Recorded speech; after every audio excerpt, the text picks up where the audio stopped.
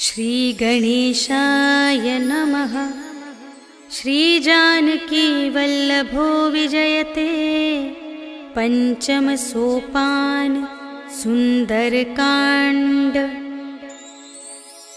शांतं शाश्वतमप्रमेयमनघं निर्वाण शांतिप्रदं ब्रह्मा शंभुफणीन्द्र सेव्यमनिशं वेदान्तवेद्यं विभुं।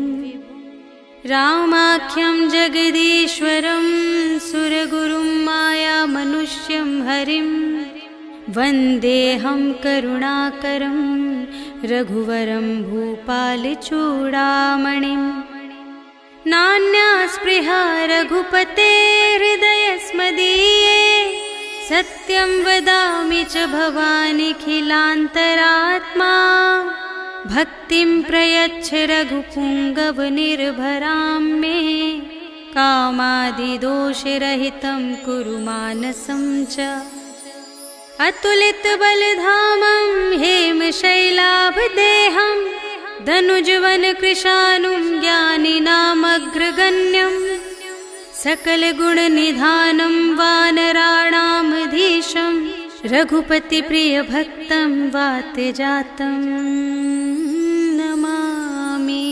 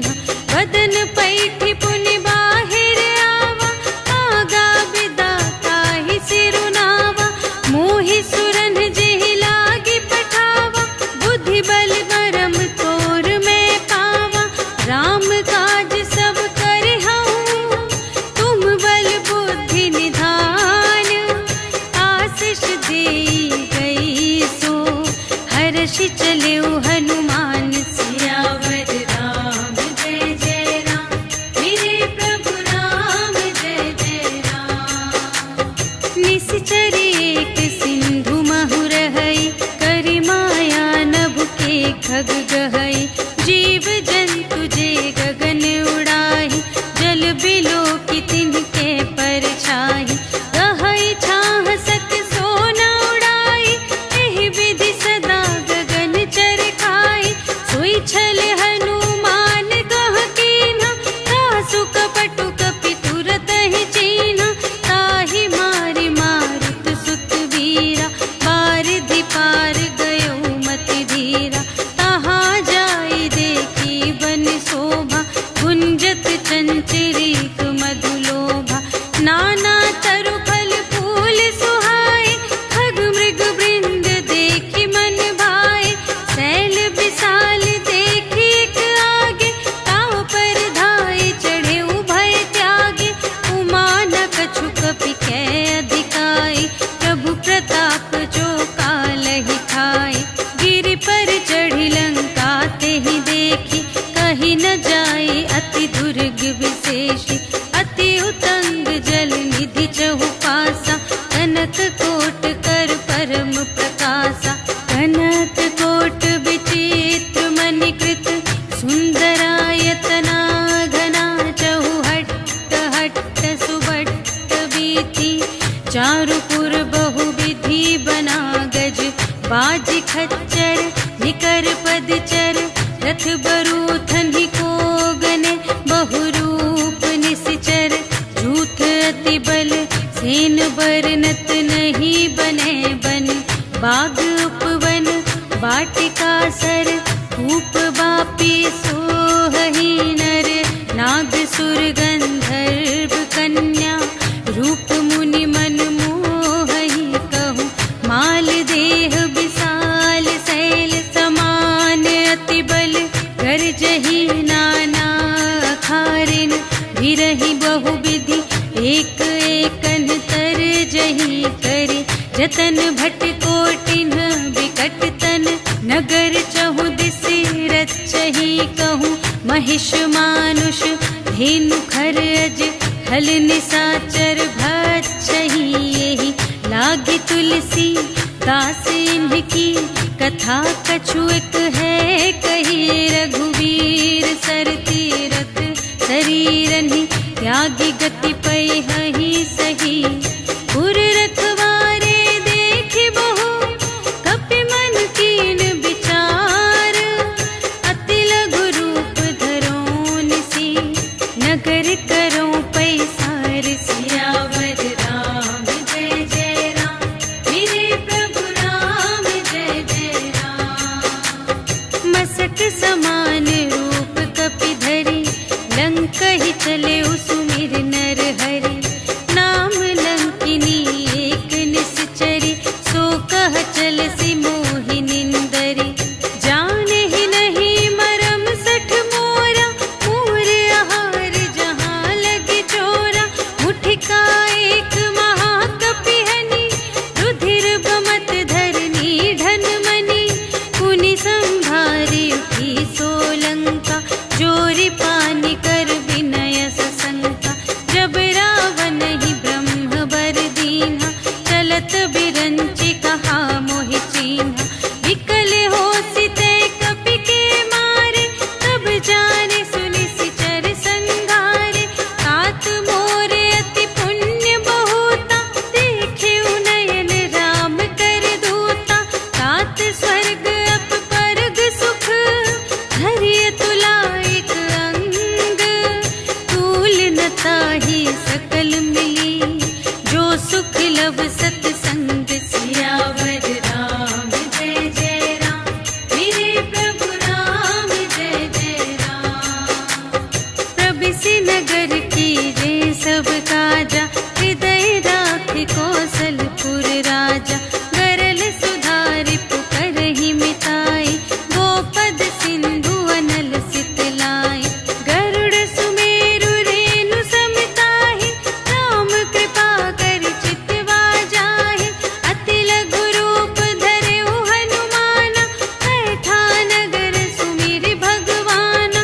मंदिर मंदिर प्रति करि शोधा, देखे जहाँ तहाँ अगणित जोधा।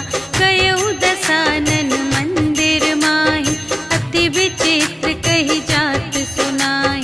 शयन किए देखा कपि तेहि,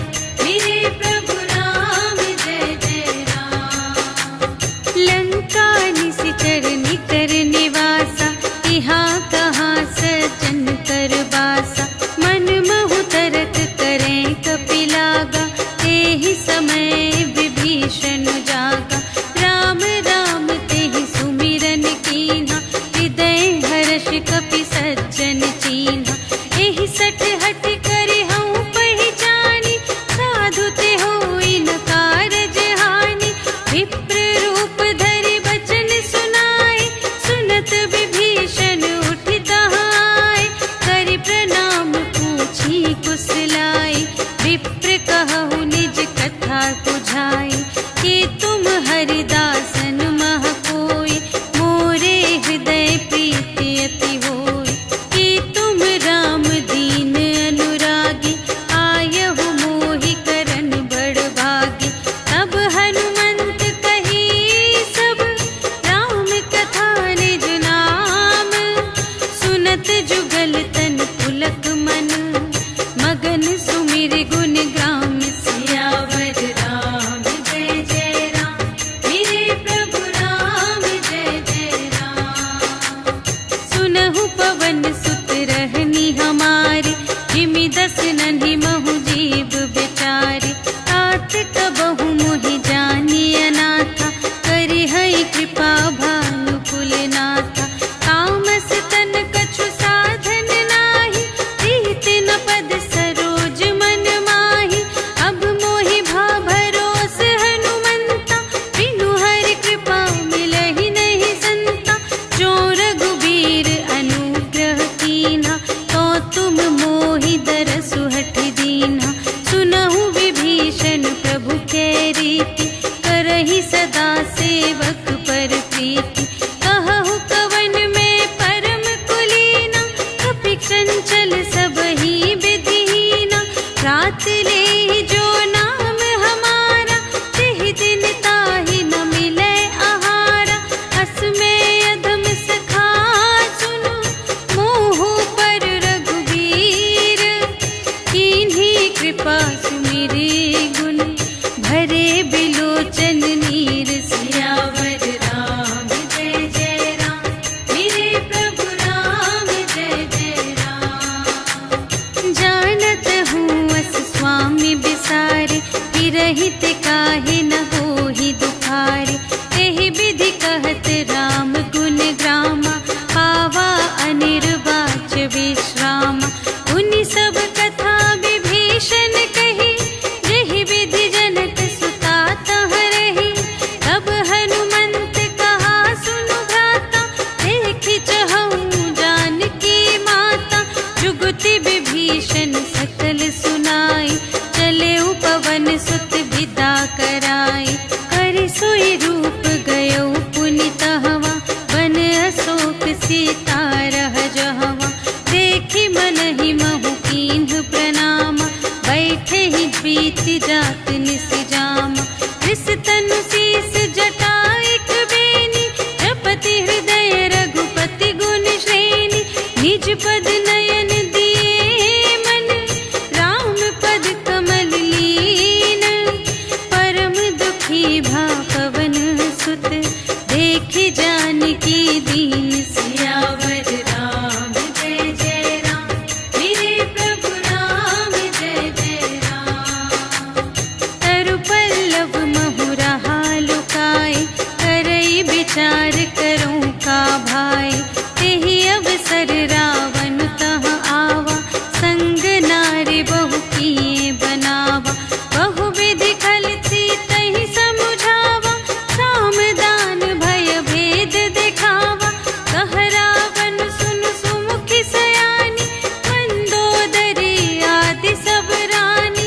तब अनुचरी करऊँ पन मोरा, एक बार बिलोक ममोरा। दिन धरि ओट कहति वैदेही, सुमिरि अवधपति परम स्नेही। सुनु दस मुख खद्योत प्रकाशा, कबहु के नलिनी करई विकासा। अस मन समुझ कहत जानकी, खल सुध नहीं रघुबीर बानकी। सठ सूने हरियाने ही मोहि, अधम निलज्ज लाज नहीं तोहि।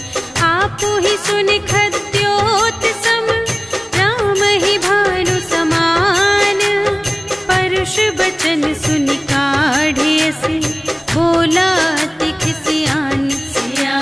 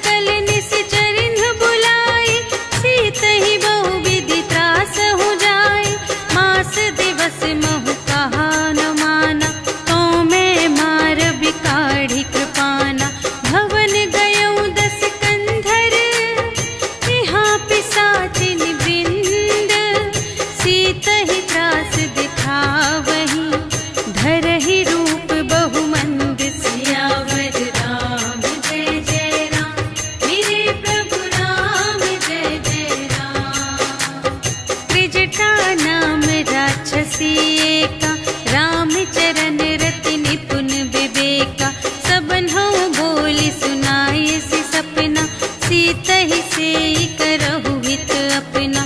सपने बानर लंका जारी, जातु धान सेना सब मारी।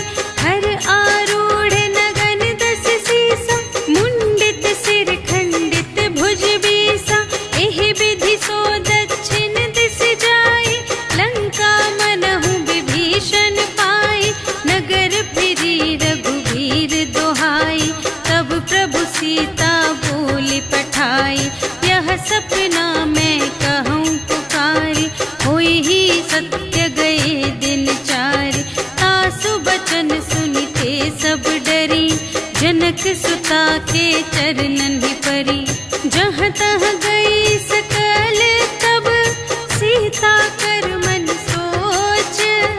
मास दिवस बीते मोहि, मारे ही निश्चर पोच। सियावर राम जय जय राम, मेरे प्रभु राम जय जय राम। त्रिजटासन बोली कर जोरी, मातु विपति संगिनी तै मोरी। तजो देह करु बेगी उपाई, दुसह बिरहु अब नहीं सही जाई। आने काठ रचु चिता बनाई, मातु अनल पुन देहि लगाई। सत्य करहि मम प्रीति सयानी, सुने कुशवन सूल समबानी। सुनत बचन पद गहि समझायसि, प्रभु प्रताप बल सुजसु सुनायसि। निसिन अनल मिल सुन सुकुमारी, अस कहि सो निज भवन से धारी। कह सीता विधि भा प्रतिकूला, मिलिहि न पावक मिटिहि न सूला। देखियत प्रगट गगन अंगारा, अवनि नावत एक अवतारा। पावक मय शशि स्रवत न आगे, मानहु मोहि जाने हथ भागी। सुनहि विनय मम विटप अशोका, सत्य नाम करु हरु मम शोका। नूतन किस लय अनल समाना, देहि अग्नि जन करहि निदाना। देखि परम बिरहा कुल सीता, सोछन कपिहि कलप समबीता। कपि करि हृदय विचार, दीन्हि मुद्रिका डार। तब जन अशोक अंगार दीन, हर्षि उठी कर गहेउ। सियावर राम जय जय राम, मेरे प्रभु राम जय जय राम। तब देखी मुद्रिका मनोहर, राम नाम अंकित अति सुंदर। चकित चितव मुद्री पहचानी, हर्ष विषाद हृदय अकुलानी। जीत को सकई अजय रघुराई, माया ते असि रच नहीं जाई। सीता मन विचार कर नाना, मधुर बचन बोले हनुमाना। रामचंद्र गुण बरने लागा, सुनतहि सीता कर दुख भागा।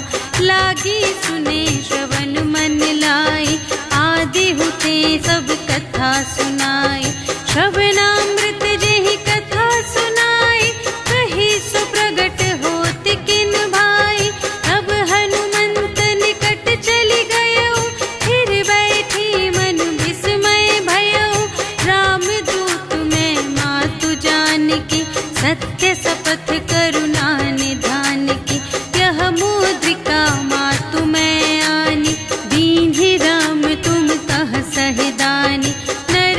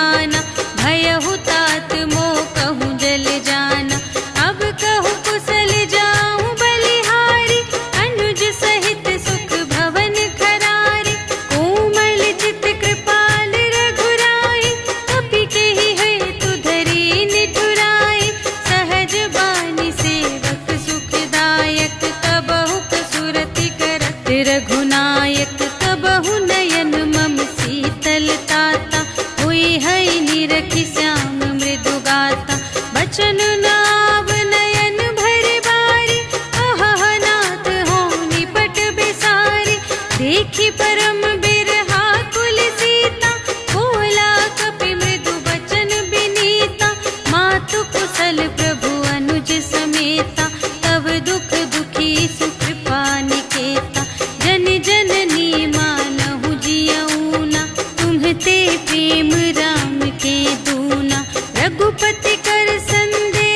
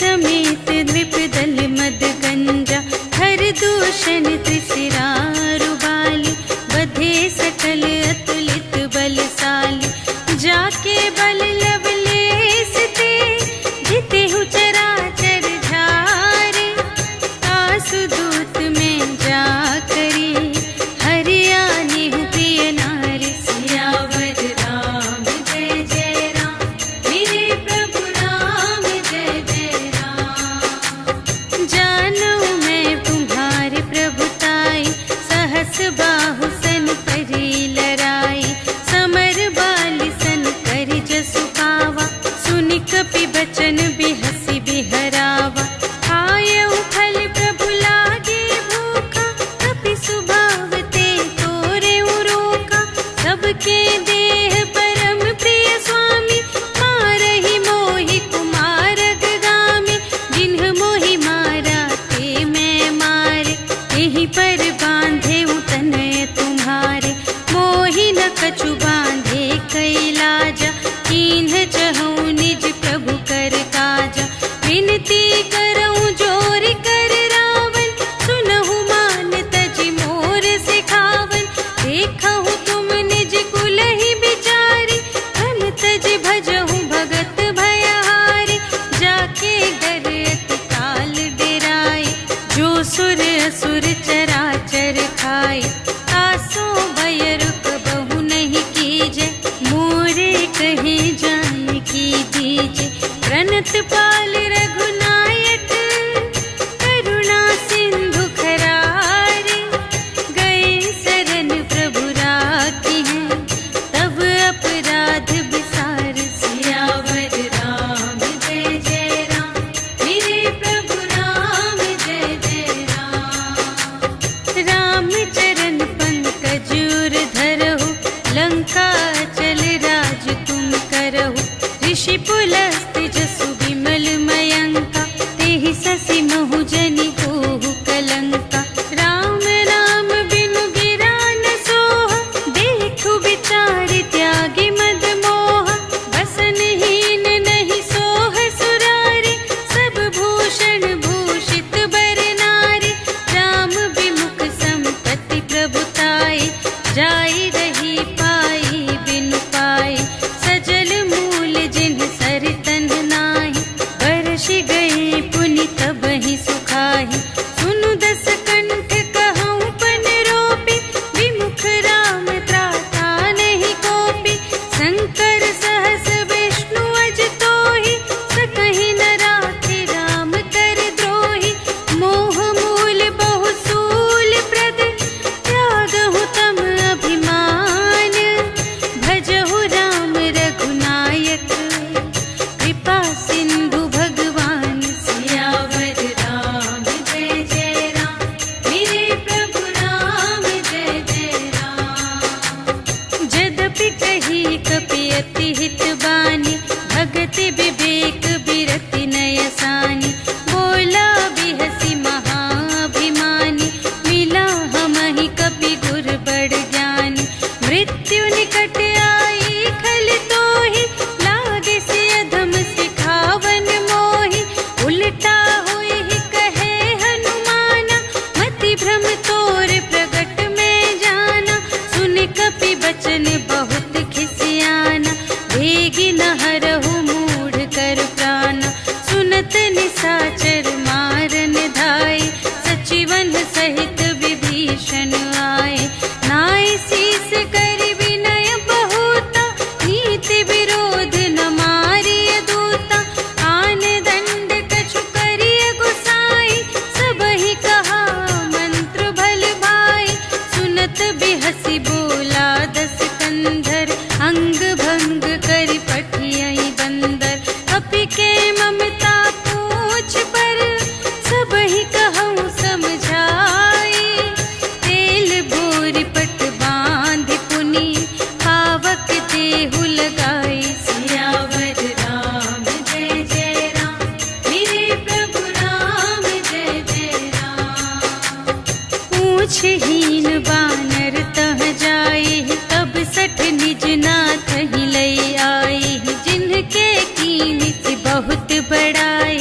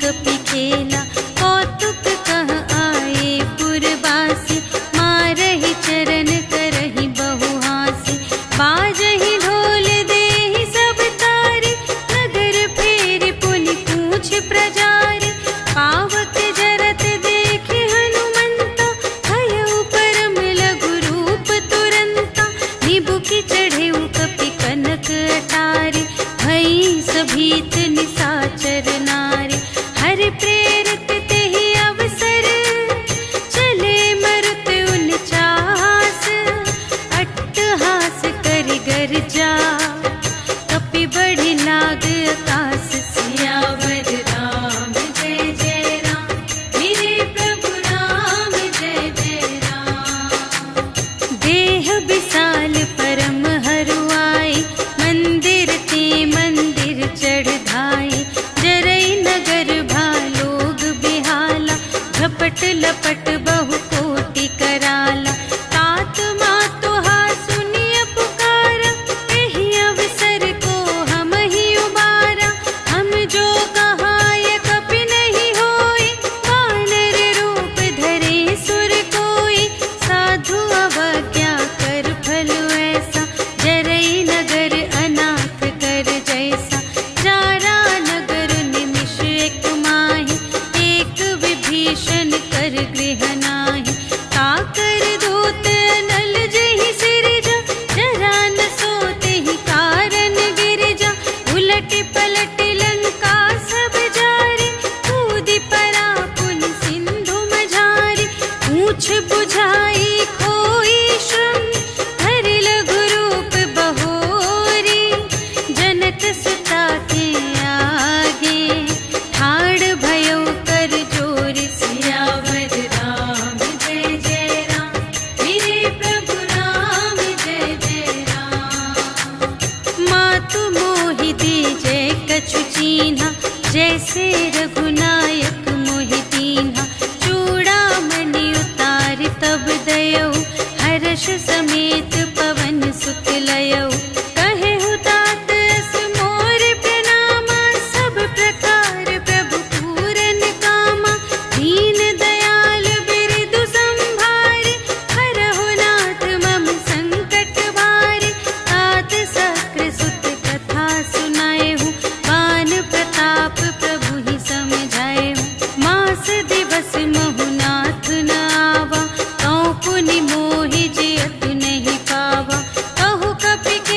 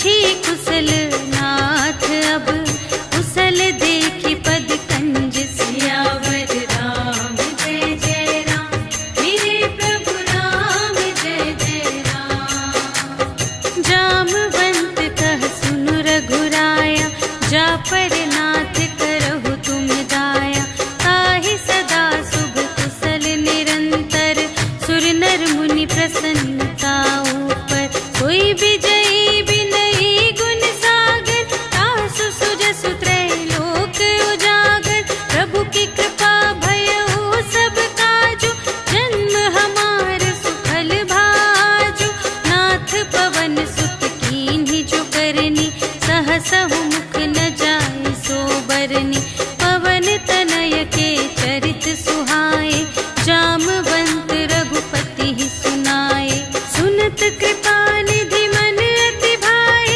मुनि हनुमान हर्षि हियलाए कहहु तात केहि बात जानकी रहति करति रक्षा स्वप्राण की नाम पाहरो दिवस निसी ध्यान तुम्हारे कपाट लोचन निज पद जंत्रित जाहि प्राण के ही बाट सियावर राम जय जय राम मेरे प्रभु राम जय जय राम। चलत मोहि चूड़ामन दीन्ही रघुपति हृदय लाए सोई लीन्ही नाथ जुगल लोचन भरि बारी बचन कहे कछु जनक कुमारी अनुज समेत गहेउ प्रभु चरना दीन बंधु प्रणतारति हरना मन क्रम बचन चरण अनुरागी केहि अपराध नाथ हो त्यागी अवगुण एक मोर मैं माना बिछुरत प्राण न कीन्ह पयाना नाथ सुनय नहि को अपराधा निसिरत प्राण करहि हठ बाधा विरह अग्नि तनु तूल समीरा श्वास जरई छन माहि शरीरा नयन स्रवहि जलु निज हित लागी जरै न पाव देह बिरहागी सीता के अति विपति विसाला बिनहि कहे भलि दीन दयाला निमिष निमिष करुणा निधि जाहि कलप सम बीति भेगी चलिए प्रभु आनिया भुज बल खल दल जीत सियावर राम जय जय राम मेरे प्रभु राम जय जय राम। सुनि सीता दुख प्रभु सुख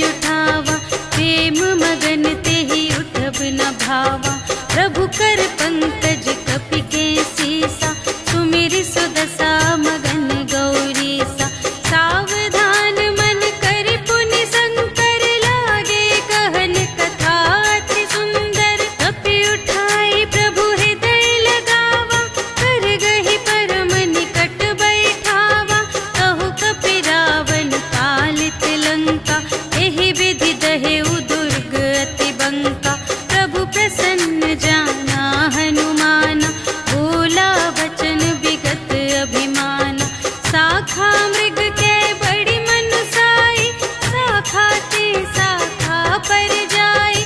नाघि सिंधु हाटक पुर जारा, निशिचर गण विधि विपिन उजारा। सो सब तब प्रताप रघुराई, नाथ न कछु मोरी प्रभुताई। ताकहु प्रभु कछु अगम नहीं, जा पर तुम अनुकूल। तब प्रभाव बड़वान लही, जार सकै खल तूल। सियावर राम जय जय राम, मेरे प्रभु राम जय जय राम। नाथ भगति अति सुखदायिनी, देहु कृपा करि अन पायिनी। सुनि प्रभु परम सरल कपिवानी, एवमस्तु तब कहेउ भवानी। उमा राम सुभाव जेहि जाना, ताहि भजन तजि भावनाना। यह संवाद जासुर आवा, रघुपति चरण भगत सोई पावा। सुनि प्रभु वचन कहहि कपिवृंदा, जय जय जय कृपाल सुख कंदा। तब रघुपति कपिपति ही बुलावा, कहा चले कर करहु बनावा। अब विलंब के ही कारण कीजे, तुरत कपिन कहु आय सुदीजे। कौतुक देखि सुमन बहु बरषि, नभते भवन चले सुर हर्षि। कपिपति बेगी बुलाए, आए जूथप जूथ। नाना बरन अतुल बल, बानर भालु बरूथ। सियावर राम जय जय राम, मेरे प्रभु राम जय जय राम। प्रभु पद पंकज नावहि सीसा, गरजहि भालु महाबल कीसा।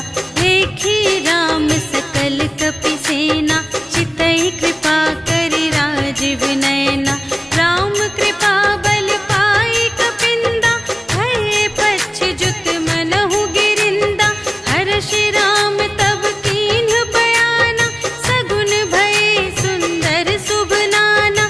जासु सकल मंगलमय कीर्ति, तासु पयान सगुन यह नीति।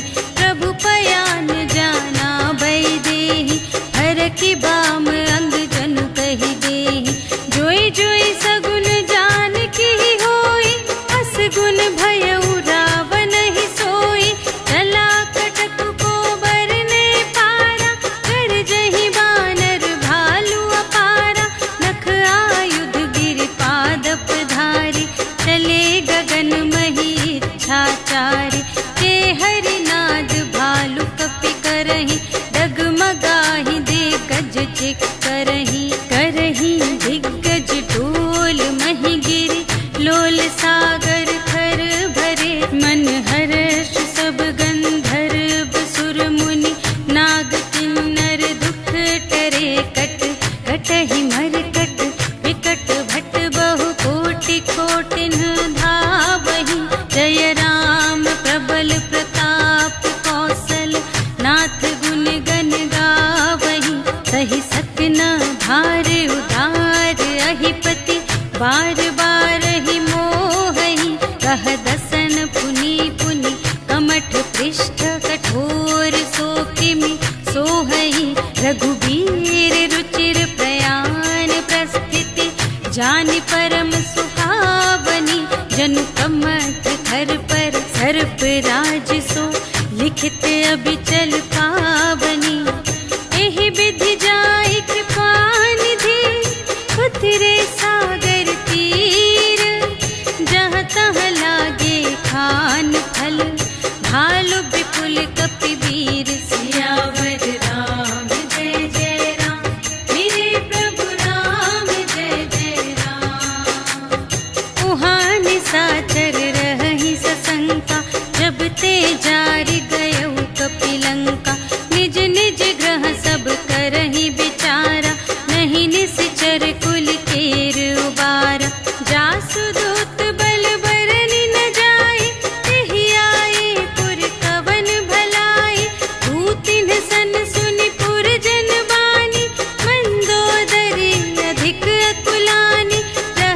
जोर कर पति पद लागी, बोली बचन नी